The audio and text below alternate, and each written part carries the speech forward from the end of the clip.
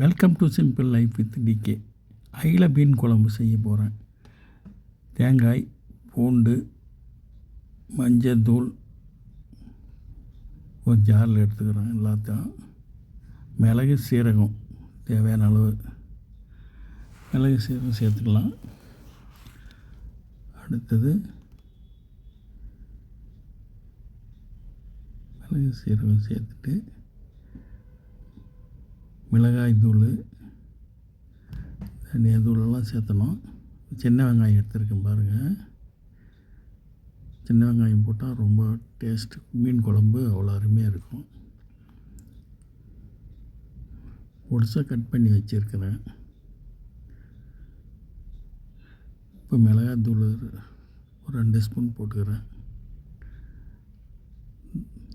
அடுத்து தனியா பொடி 1 ஸ்பூன் போட்டால் போதும். போட்டுட்டு நாங்கள் புளி அரைச்சி ஊற்றிடுவோம்.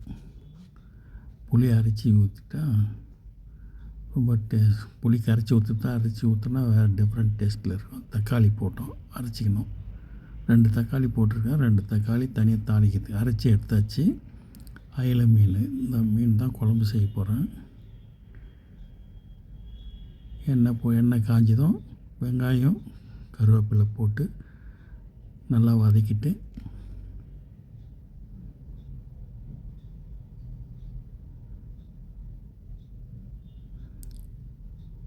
நல்லா வதங்கின அப்புறம் தக்காளி அரைக்கிறதுக்கு 2, இதுக்கு 2, குழம்புல தனியாக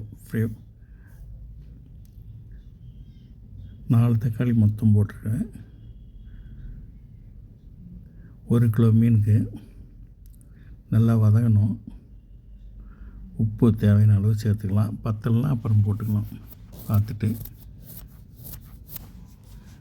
தேவையானதாக அப்புறம் சேர்த்துக்கலாம். டேஸ்ட் பார்த்துட்டு நல்லா வதங்கணும். வதங்கிட்ட அப்புறம் நம்ம அரைச்சி வச்ச மசாலா இருக்குது பாருங்கள், அதை எடுத்து போட்டு எண்ணெயிலே கொஞ்சம் நேரம் வதக்கட்டும். ஒரு 3 மினிட்ஸ் எண்ணெயிலே வதங்கணும். அது இந்த மசாலாலாம் வதங்கிட்டோம்.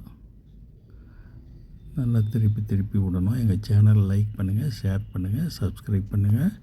அயிலை மீன் வாங்கிட்டு வந்தீங்கன்னா நீங்களும் இதே மாதிரி செஞ்சு பாருங்கள். தேவையான அளவு தண்ணி ஊற்றி நல்லா கொதிக்குது.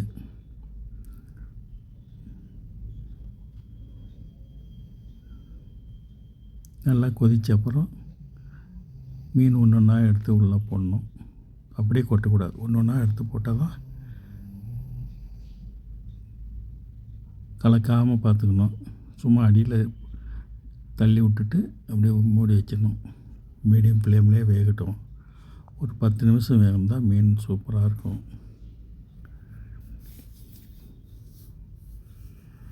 சுவையான அயில மீன் குழம்பு செய்து கொண்டு இருக்கிறேன் பாருங்கள். முடிஞ்சிடுச்சு. கொத்தமல்லி போட்டாச்சு. கொத்தமல்லி சேர்த்துட்டு நல்லா எண்ணெயெல்லாம் பிரிஞ்சு வந்த அப்புறம் தான் கொத்தமல்லி சேர்த்தணும். சேர்த்துட்டு இறக்கி வச்சிட வேண்டாம். நீங்களும் செஞ்சுட்டு எங்களுக்கு லைக் பண்ணுங்கள், கமெண்ட் பண்ணுங்கள். அயில மீன் குழம்பு. நன்றி, வணக்கம், பை பை.